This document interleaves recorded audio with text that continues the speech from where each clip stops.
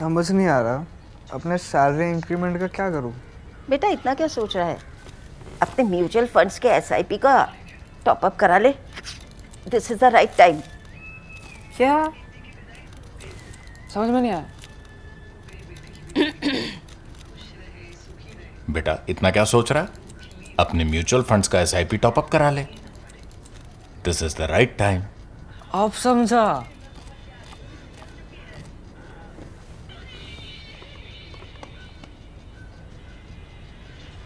Mutual fund investments are subject to market risks. Read all scheme related documents carefully. Prime Minister Narendra Modi's visit to Israel this week marks what is arguably one of the most consequential strategic shifts in India's Middle East policy over the past decade. If there is one lasting legacy of the Modi era in the region, it will be the mainstreaming of Israel in India's security discourse in a manner no previous government has attempted. India's traditional balanced anchoring in Palestine and its civilizational moorings with Iran have not entirely disappeared, but they have been decisively overshadowed by an unapologetic embrace of Israel as a special strategic partner. The India-Israel joint statement speaks of a partnership ready to go together into the future, expanding beyond its already robust defense cooperation into cybersecurity, trade, investment, innovation, and connectivity. Beneath the diplomatic language sits a more profound political and psychological shift. Israel has captured India's strategic imagination not merely because of shared interests or convergence of those interests, but because of its hyper-securitized statism. A nation perpetually at war, battling Islamic radicalism in a hostile region, excelling in both overt and covert security capabilities and missions, and showcasing technological and military superiority despite contextual vulnerabilities. For many within India's strategic community, this image resonates deeply, even aspirationally. At present, the India-Israel partnership remains anchored in defense. However, four broader factors will shape the trajectory of this relationship from the near to the long term. Failure to anticipate these possible unintended consequences now may complicate its future direction. So, what are these four factors? The first is BP's domestic political calculus. Israel is heading towards parliamentary elections in 2026. While technically due in early November, Prime Minister Benjamin Netanyahu may hold them much earlier. Until last year, the rationale was for Bibi to capitalize on diplomatic gains, particularly if normalization with Saudi Arabia or Indonesia, two largest Muslim countries, had materialized. Now, such normalization appeared plausible, partly due to the momentum of the Abraham Accords, but Israel's relentless military campaigns in Gaza and its pro-Emirati positioning amid the growing rift between Abu Dhabi and Riyadh have complicated those prospects. Saudi Arabia now likely perceives greater risks than opportunities in openly normalizing ties with Israel, especially as public sentiment across the Arab world has hardened against Israel's endless wars. Remember, as I tell you this, US and Israel have launched strikes against Iran, and Iran has retaliated as well. Coming back and bringing the Indonesia factor, Indonesia under President Subianto's more pragmatic leadership was more flexible. Yet, Jakarta remains wary of Israel's reluctance to take concrete steps towards recognizing a Palestinian state, basically underscoring why normalization with these two largest Muslim states is no longer on the cards before Bibi enters election. Meanwhile, several European capitals have adopted an increasingly stringent view of Israel's conduct in Gaza, citing the humanitarian tragedy. BP understands the regional risks of being isolated globally or regionally, and is nevertheless driven to continue the wars he began after Hamas's brutal attack in October 2023. He has struck targets in Syria, in Lebanon, in Iraq, in Iran, projecting brute strength after the devastating assault shattered his security credentials in 2023. In this context, Modi's high-profile embrace carries political value for Netanyahu.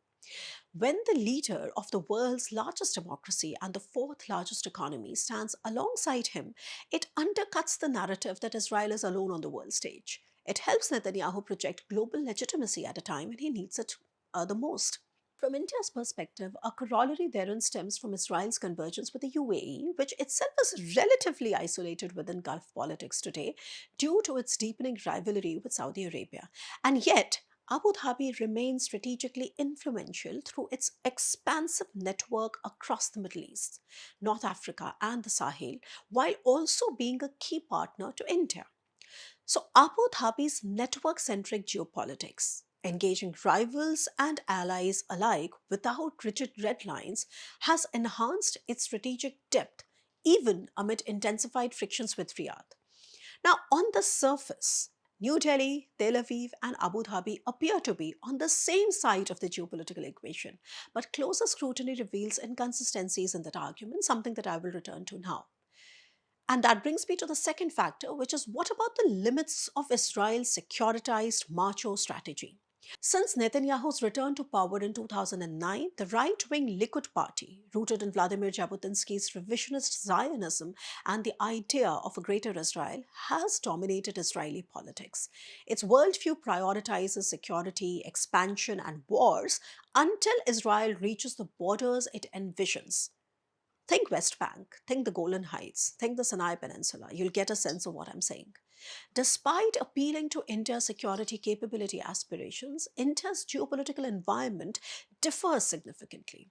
India is not a small state in a compact militarized theater. It is a continental power with sprawling economic, demographic, and diplomatic equities across regions. An overtly securitized framing of its partnerships risks narrowing its potential. India's stakes in the wider Middle Eastern region include millions in its diaspora, energy security, remittance flows, connectivity corridors, and trade and investment. Deeper engagement with Israel's hard edged posture cannot be reconciled with India's scale, complexity, and interests, and would be strategically short sighted, in my opinion. Now, before I come to what India's Middle East strategy should entail, I will stress that New Delhi must acknowledge the changing nature of regional geopolitics that very much carry potentially unintended consequences. And that brings me to the third factor. What about the changing nature of Middle Eastern geopolitics? The region's power distribution has shifted dramatically. Iran has been systematically weakened since the Hamas attacks in 2023 and the subsequent military campaigns by Israel against its proxy and the regime itself. By the way, the direct confrontation between Iran and Israel and US, on the other hand, is ongoing right now. Assad's fall in Syria has also manifested zones of Turkish and Israeli influence in the north and south of the country. A new Sunni axis is emerging, with Turkey's rising profile intersecting with Saudi Arabia, Qatar, and even Bahrain. The Palestinian question, once consciously sidelined and forgotten during the first Trump era normalization of Abraham Accords, has returned to the forefront.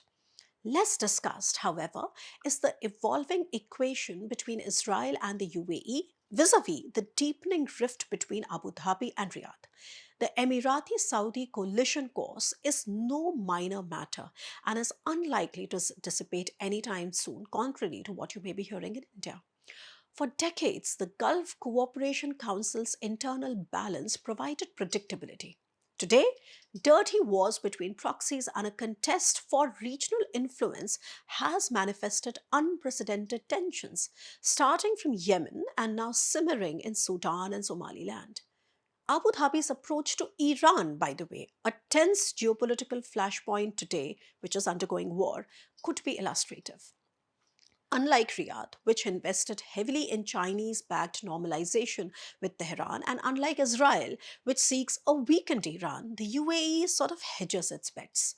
It has invested in multiple channels, offering logistical space for Israeli operators against Iran while also allowing Islamic Revolutionary Guard Corps elite or the IRGC elite to park assets and move funds through Emirati financial networks.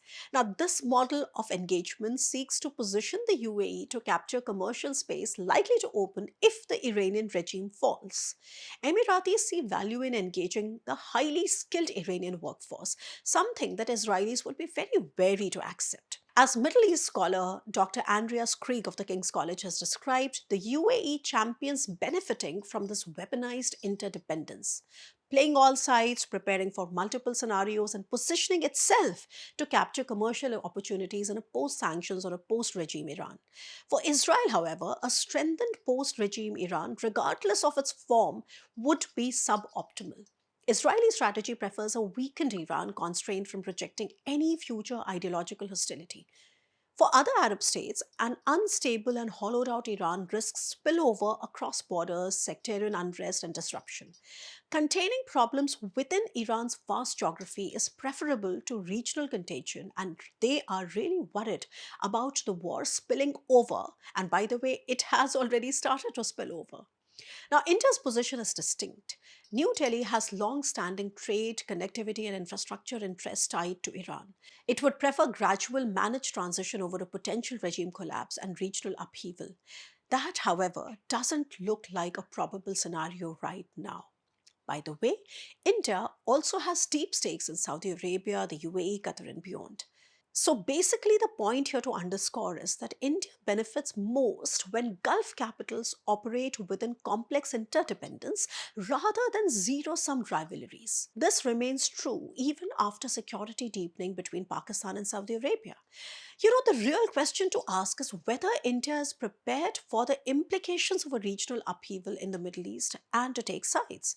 And the answer to that is probably not.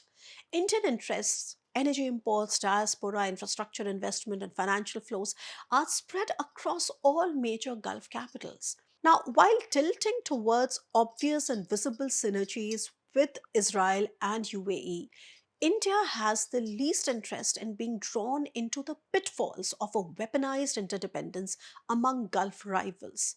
India would prefer engaging each at varying strategic depths than to completely alienate. Fourth, and the last factor here is there any potential for genuine transformation? If there is one construct that evades a deeper understanding of Gulf geopolitics, it is binaries. Over the longer term, even beyond the Netanyahu era, a deeper and more mature partnership with India could open avenues for Israel to expand and rebalance its strategic profile. Such engagement may encourage the development of underutilized domain, including its potential as an energy hub, a partner in infrastructure development, and a facilitator of regional connectivity. The rationale that had given birth to projects like the IMEC. India, for its part, should seek to leverage its policy of multi alignment in the region to cultivate the structural conditions necessary for such a transformation rather than tilting too much towards sides with their own internal tensions at a time when military tensions are at their highest. Now, needless to say, I'll be back to discuss more on India's options in the Middle East, so you stay tuned.